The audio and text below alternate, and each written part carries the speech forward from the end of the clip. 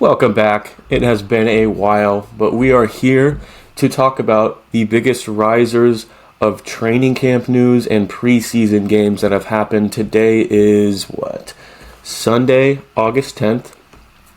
So we had the Hall of Fame game. We had Thursday, Friday, and Saturday games, and there's games starting soon. As I'm recording this, sorry for the lack of videos. Been very busy traveling with the job interview, and just being very, very hectic with that, all that stuff going on. But today I'm going to sit down and record 6 YouTube videos for the next couple of hours so that we do have a full week of videos being pumped out, whether I have time later in the week or not.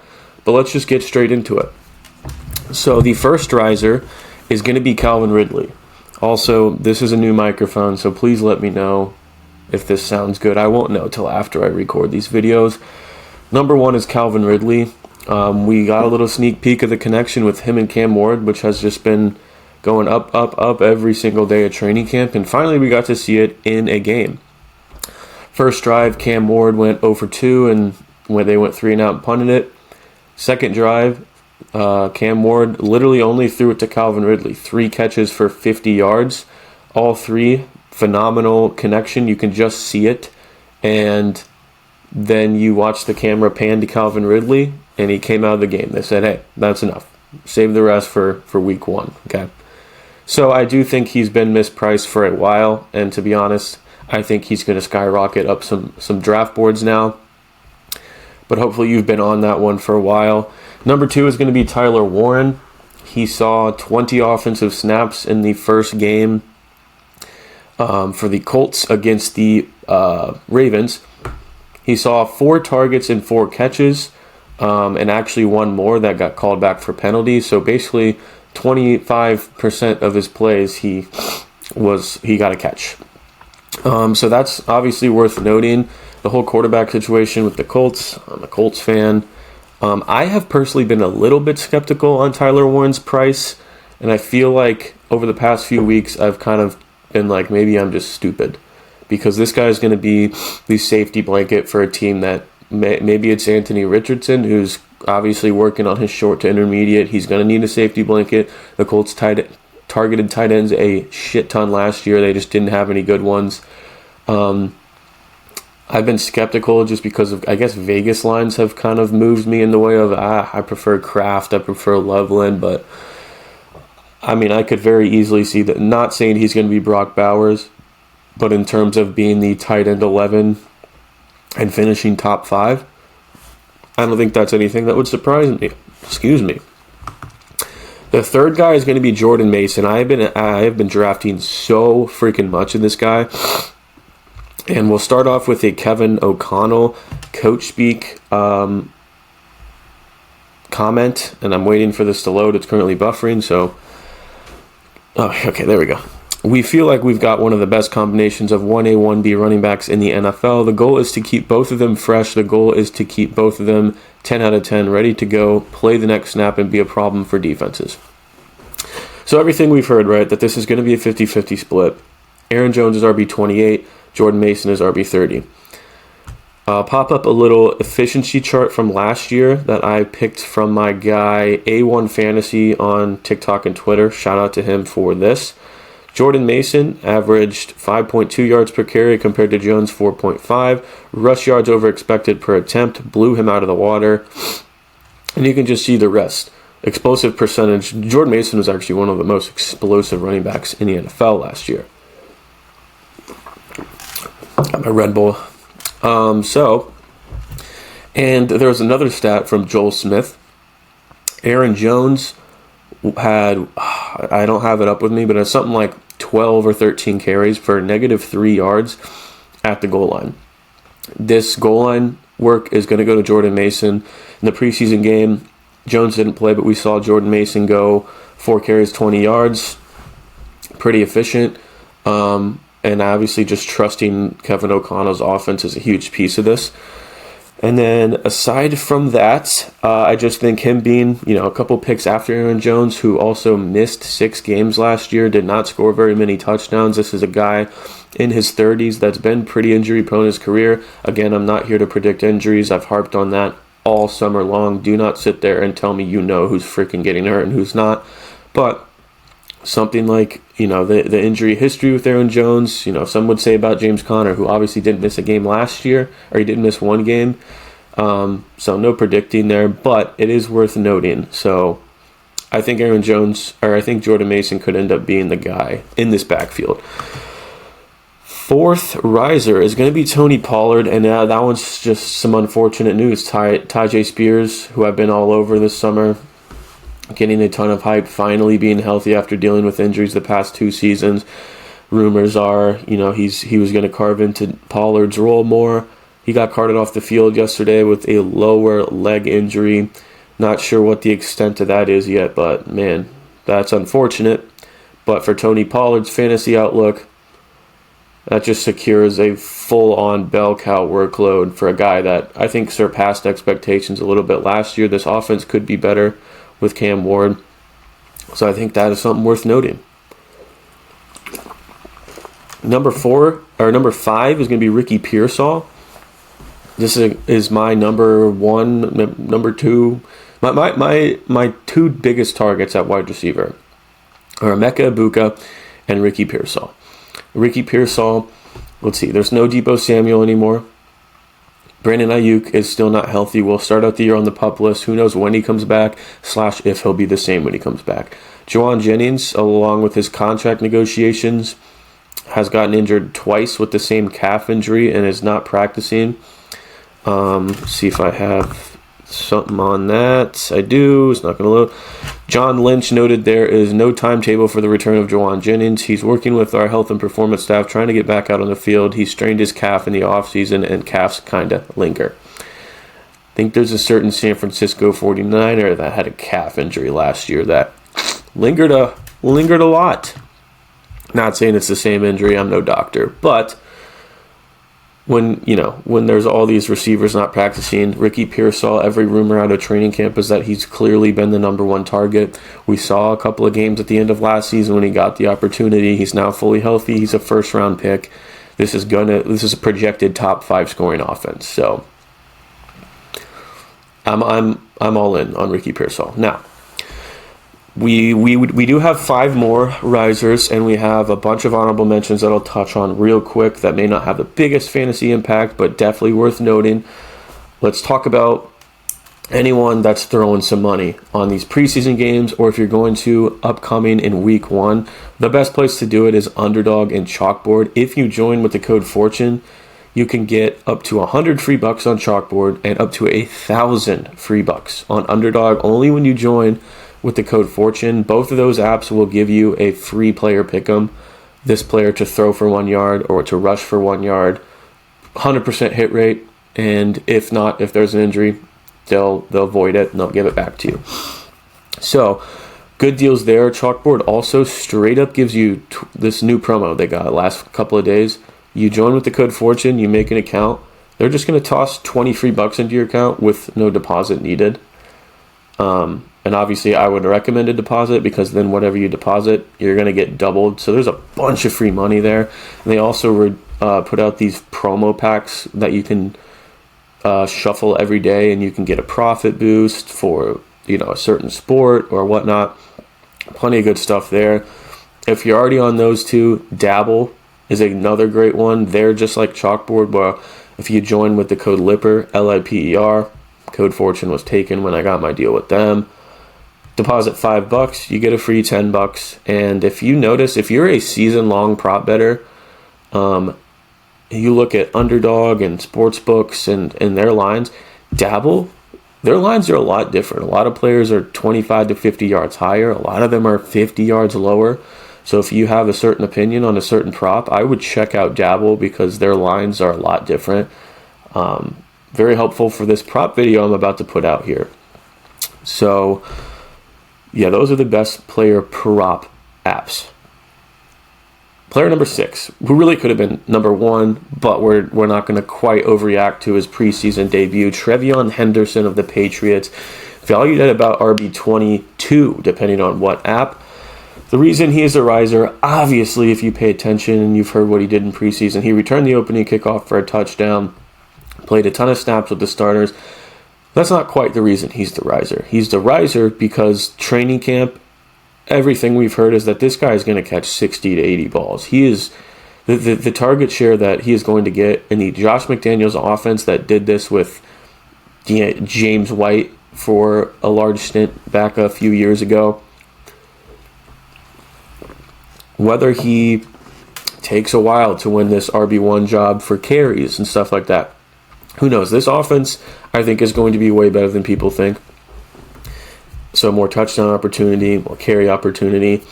But it's really the pass catching. These other guys that lead the receiving work, Devon Achane, Jahmyr Gibbs, Alvin Kamara, those guys are top 10 every freaking year. I'm not saying Trevion's going to be top 10. Maybe in the back half of the year, he's an easy top 10 back. It's a rookie breakout that I'm expecting to happen. I think he's a phenomenal RB2 if you use like a hero RB strategy. Number 7 is going to be Matthew Golden, another guy that just gets a shit ton of training camp hype. And obviously, I'm not one to just buy in to every piece of training camp hype, especially with rookies, because they all look good, right? They all look good. But snaps with the first team as a wideout, not slot receiver, in the Packers Family Night joint practice. Golden led snaps with 22 there. If you watch the preseason game, everyone was dropping balls left and right except for Matthew Golden. Jordan Love has been raving about him. I think he's priced at about wide receiver 44 behind some of these other rookies.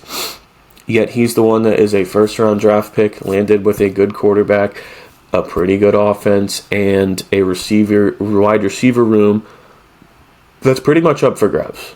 So there's not much pointing here outside of his ugly number 22, in my opinion, that doesn't point to being a phenomenal value. 8 is RJ Harvey, and the only reason I put him on this list is because he was a faller for people. People are freaking out that he got thrown out as the RB5 on the unofficial depth chart from the Broncos and Sean Payton. If you know Sean Payton's history, he does that shit all the time. He just likes to mess with everyone. His depth chart doesn't mean anything. Dobbins was RB1, Harvey was RB5. But yesterday, in the preseason game, RJ Harvey got way more work with the ones than J.K. Dobbins did. I don't have his stats up here, but he got something like 7 carries for 26 yards or something.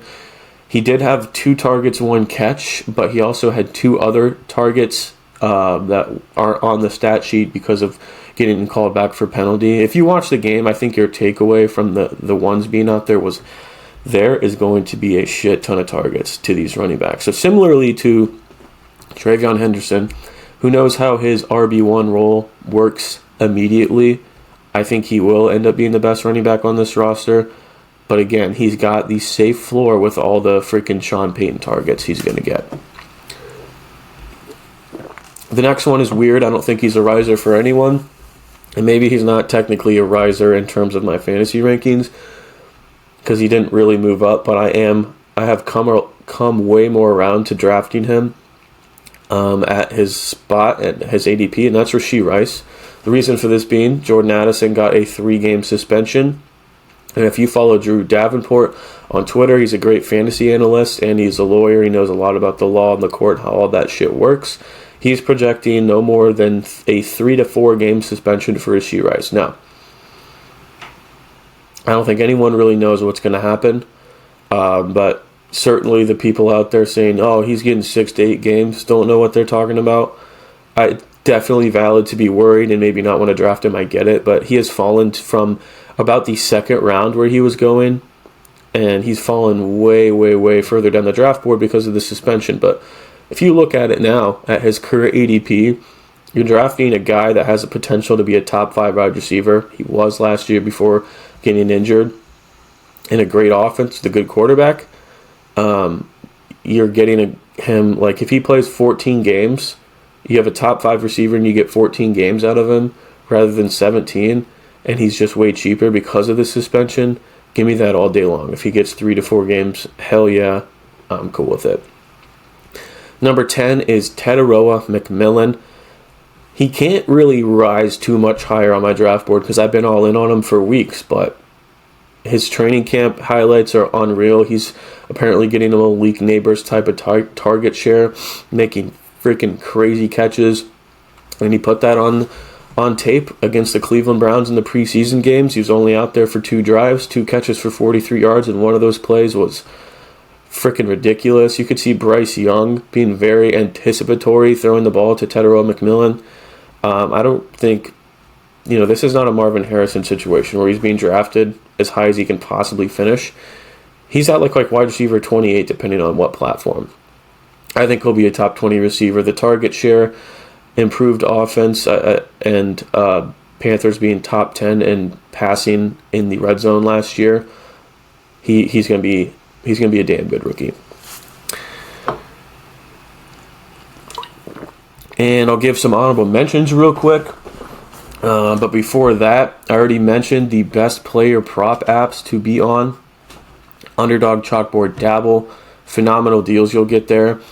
But there is a new one that I have a new deal with called Novig. You do have to be 21 plus. It's a sports book, but you can get up to a free $100 from joining with the code FORTUNE. But the good news, the great app, the good news is there's another app called Rebet. If you join code FORTUNE there, you can also get your deposit doubled. You only have to be 18 plus. So if you're under 21 and maybe player props isn't your thing, but you love betting on the games, you can do that with this 18 plus sports book called Rebet.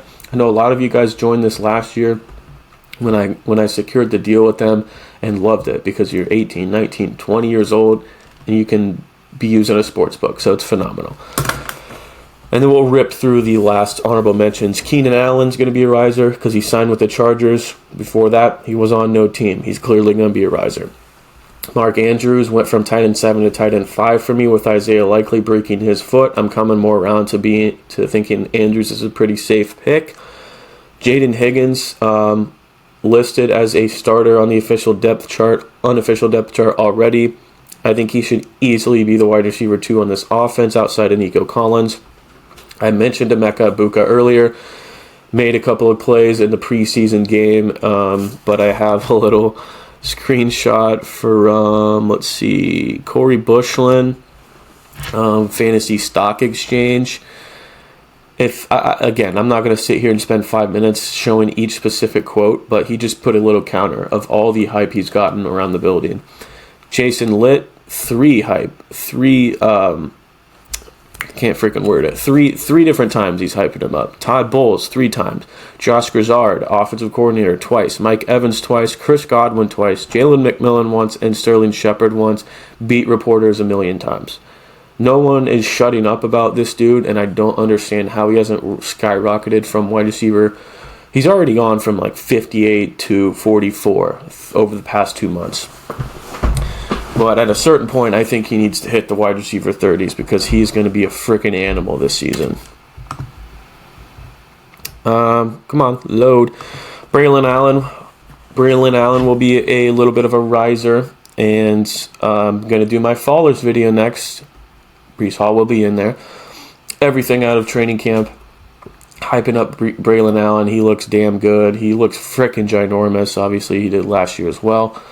But everything is saying 1A, 1B, not the Breece Hall show. Braylon Allen is going to carve into this role. Now, I don't know how valuable he'll be while Breece Hall is on the field, but obviously with everything coming out of there, he's going to be a riser, and honestly, I think he would be a top 5 handcuff running back.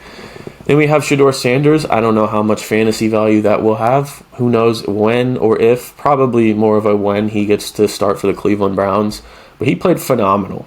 138 yards and 2 touchdowns against the Panthers. I think he ends up playing for a while, and he showcased why he could easily be a value. Jalen Coker is the second best wide receiver on the Panthers. This guy made phenomenal plays. Leggett got ejected. Thielen is 35. Don't know how much fantasy impact it'll have because Coker's not being drafted outside of best ball leagues. But, man, I would keep my eye on Jalen Coker. Torrey Horton, same thing. He's going to be a starter. He made some damn good plays in his preseason game, and they're raving about him in training camp. And then lastly, both Trey Benson and Ray Davis. Trey Benson, I think, both of these guys are top 3 handcuffs at the running back position. And Ray Davis right now, maybe more than a handcuff. I don't know what we're going to hear back with this James Cook situation, who's holding in. He's at practice, but he's not practicing, his contract negotiations. And I think we've seen this. When these players hold out and they miss valuable training camp time, it's more important as a wide receiver, but even running backs. James Cook had way lower usage last year than you think he did. It was like 50%. We know that his touchdowns are going to come down. Ray Davis was pretty efficient when he got the opportunity last year. I'm not saying Ray Davis is going to be James Cook or this is going to be 50-50, but if we get some starts out of Ray Davis because of this James Cook drama, easy value. If James Cook goes down, easy value. Even I think he has standalone flex value on a week-to-week basis with James Cook still there. So that's going to wrap it up today. Thanks for listening. Make sure you like and comment down below how you feel about these types of videos. The next video is going to be the fallers, and then we're going to have some QB and tight end tier strategies, some prop picks, and hopefully that part 3 Vegas video that you guys love. So thanks for listening. We'll see you on the next one.